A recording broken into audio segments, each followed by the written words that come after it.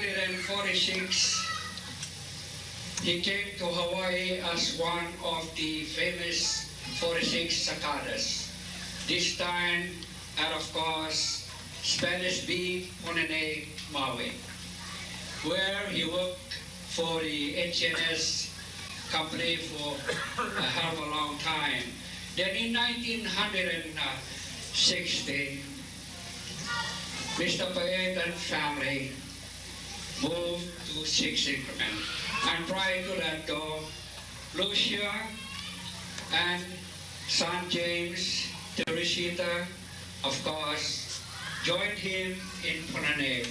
And Lucia and Quirino raised 12 children, wonderful children. And they are all over Hawaii today, Alaska, and all of them had good education because Mr. and Mrs. Paet stressed education to their children.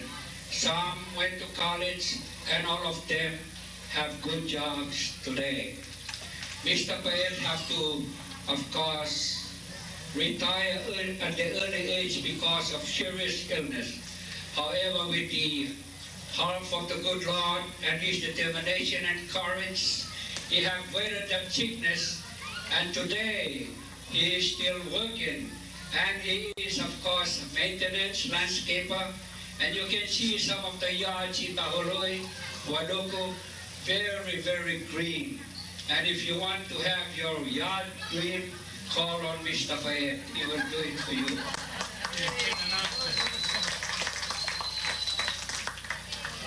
You know, friends, 4 years ago he came to Hawaii, and he planned to go home to his birthplace next month, and that is November. And I hope that everything will be good in the Philippines by then, so that he can have a nice time at his hometown, Bantay. To you, Quirino, all of us, join with me in wishing you the best of everything on your vacation back to the Philippines. God bless you.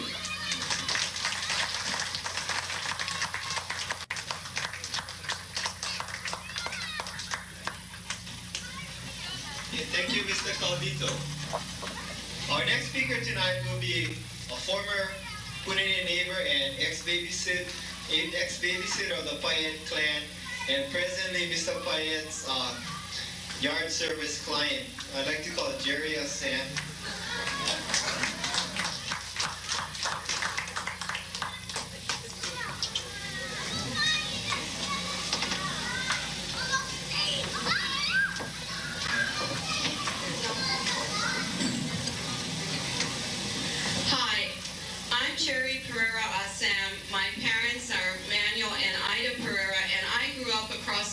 From the Paet family. When Karina Paet Aquina, known to all of you as Rini Aquina, asked me to speak regarding her father Quirino, she asked me to keep my comments under 2 minutes.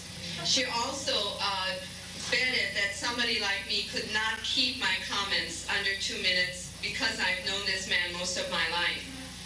You need to understand that as far as I was concerned, my world was what was happening in Punane as I was growing up across the family. And as far as I was concerned, Mr. Paet has always been a record breaker. For example, when I look back to those times, I remember that he was the father of the most children in our camp. And as a result, the Paet family had the most diapers hanging on their line in the yard. They also had more visitors than anybody in the camp because every time the stork visited their house, Mr. Paet would announce to the entire camp in his loudest voice that he was very capable of producing one more child. His other hobbies also made him a record breaker. He had the most fighting roosters of anybody else in the camp.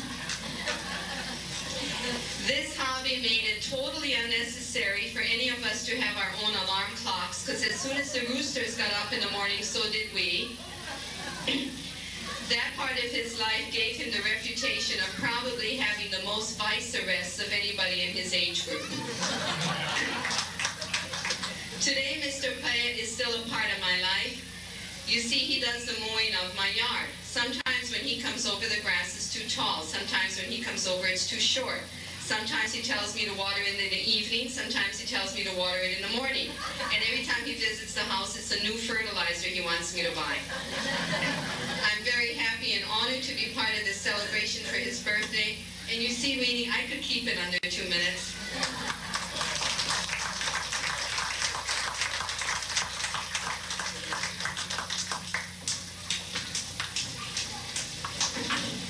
Okay, next we have Mr. Louis Decoy, who's a chicken fight partner and shopping center cohort of Mr. Paet.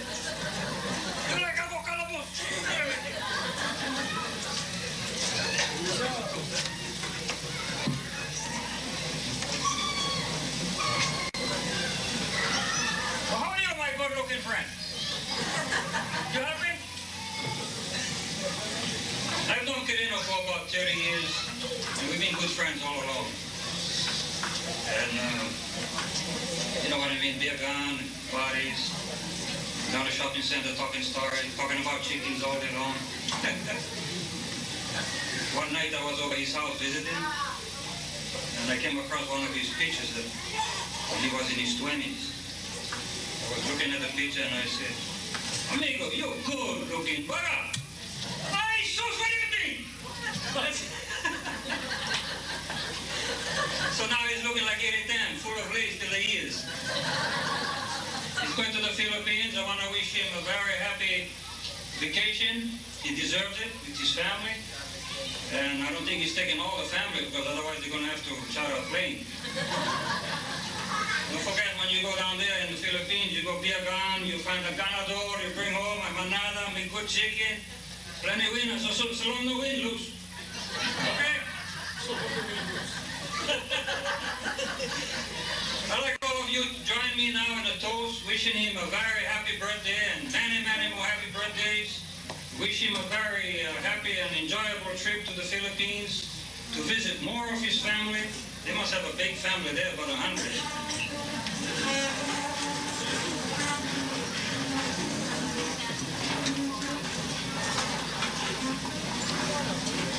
Okay, to our good-looking friend, Quirino, Paet, mabuhay! Mabuhay! Mabuhay! Mabuhay! Mabuhay! Mabuhay! God bless you and many more with you and your missus and family. Many more happy birthdays, many more trips. God bless you all.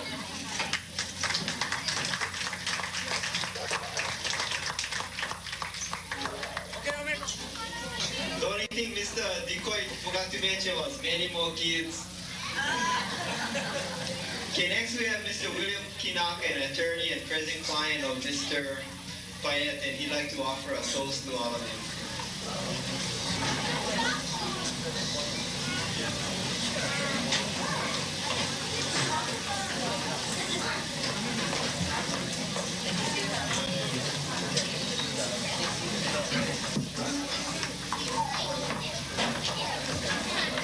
I was asked to give the Japanese toast of Banzai to Mr. Paet, but after listening to what has been said about him, I do not think I want to do it. Because in Japan, Banzai is also used when they're making babies. The last word that the man tells the lady before they make love is Banzai, and they full steam ahead. With 12 children, I feel sorry for Mrs. Paet. If I make Banzai tonight, oh, another 13 come up. Anyway, I'm sure we all join together in wishing Mr. Paet much happiness, long life, and continued good health. Would you all rise and join with me in wishing Mr. Paet the Japanese style? Join me in saying, Banzai! Banzai! Banzai! I hope the children will be watching Mr. Paet tonight. Otherwise, you'll be getting another brother or sister nine months from now, you know. Mr. Paet, you watch out tonight.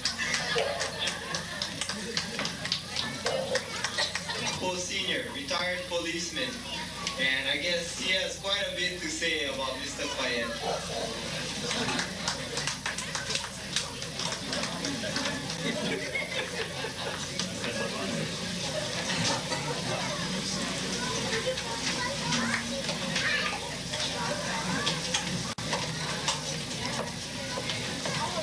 Thank you. Mr. Paet, Quirino, happy birthday. Anyway, I'd like to go back and remember meeting Mr. Paet in about 1959 or 1960. I was a part-time fisherman with my brothers, and we used to go around the camps, the increments, at his area and sell fish. And that's how I met Mr. Paet. Now, I used to bring the fish and sell it to him, and I think it was, maybe I used to give it away. Can't remember really selling the fish to him. But anyway, Mr. Paet we became good friends, and he didn't know I was a policeman. See, selling fish is not a policeman's job. But anyway, we were friends, and for many years I used to go around, and later in life, Paet was working in the Kanapali area, working for the Kanapali golf course, I think. And he meets me every now and then. He says, "Hey, I got good grass. I can plant your place." And by that time, I was having a new house. And I said, "Oh, you come up my place." And I think one of the daughters, or the sons, I think maybe the daughter, dropped off Paet over my place.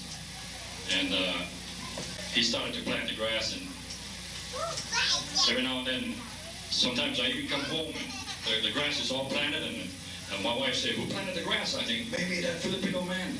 You know that guy I met? So we became good friends. And Mr. Paet,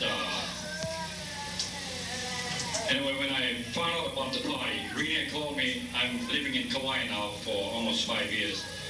And when she told my wife that they wanted me to come and give the father a surprising birthday party and to get in and celebrate his birthday, I was willing to come. Although, Mr. Paet, I sent you the bill for the airplane bill.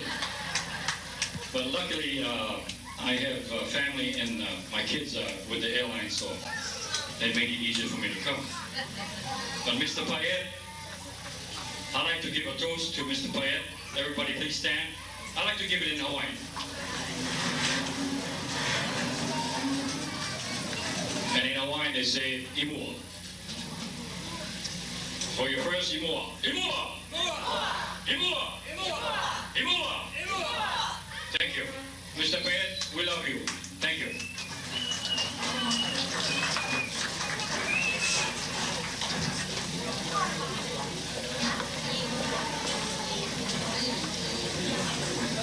The next toast will be offered by all of the in-laws, Kathleen, Jimmy, Milton, Everett, Tommy, Wayne, and Steve. Can you all please come up here to give the toast?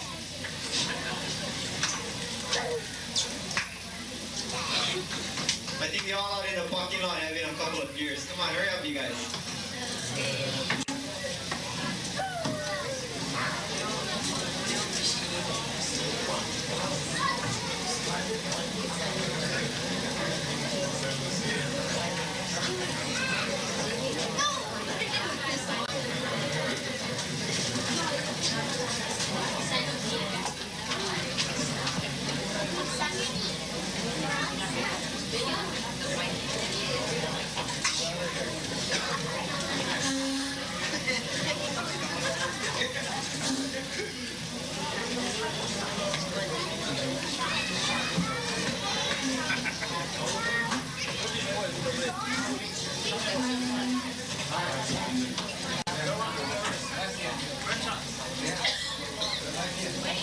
As the eldest of all the in-laws, I've been elected to lead the toast. So, shall we say one final mabuhay for my father-in-law?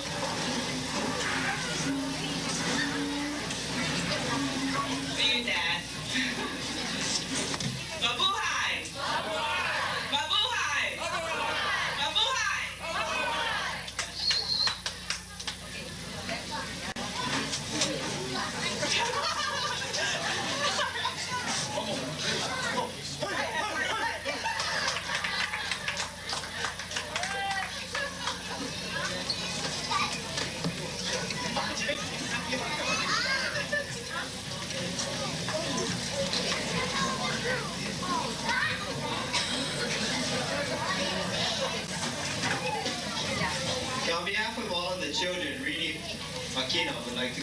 say a few words. I gotta hold on to something. I'm real nervous. As you know, our family, we like to put on big parties. We like to eat. We all grew at a couple, 50 more pounds. So they wanted me to say a little something about my dad. So everybody pay attention. They consider me the brains of the family. So I sat down and I decided to think I'm going to put some, what the kids call rapping. Only thing we do in the old-fashioned way, we're going to call it a poem. Daddy, this poem is dedicated to you. What can you say about this man we all love? After 69 years, we treat him with kid gloves. What with that mean face and boisterously loud voice? We all listened. We had no choice. We've put up with all his crazy, weird habits, like raising those roosters. Thank God wasn't rabbits. You know, 7 years ago, the man would have died. Now we thank the Lord that Dr. Haling lied. So he quit his job and planted grass. Hey, he even started going to Mass. So we grew up in that camp called Spanish Bee, swam the ditches and climbed the mango tree. So now let me introduce all those children right here who came to celebrate from far and near. First there's Iming, and then there was Bree. They came to Hawaii, so Gloria made 3. Patterson said, use the pill, but still, Sally arrived with the next doctor's bill. You think they would stop? They had every reason. So why was Lucy born during the Christmas season? Now, Shirley arrived after Valentine's night. Exactly 1 year later. Really, all right. So Dad fed us all his homemade Mickey. And guess what happened? Along came Vicky. 7 girls, 1 boy. The house never messy. They had more time, so they made Tessie.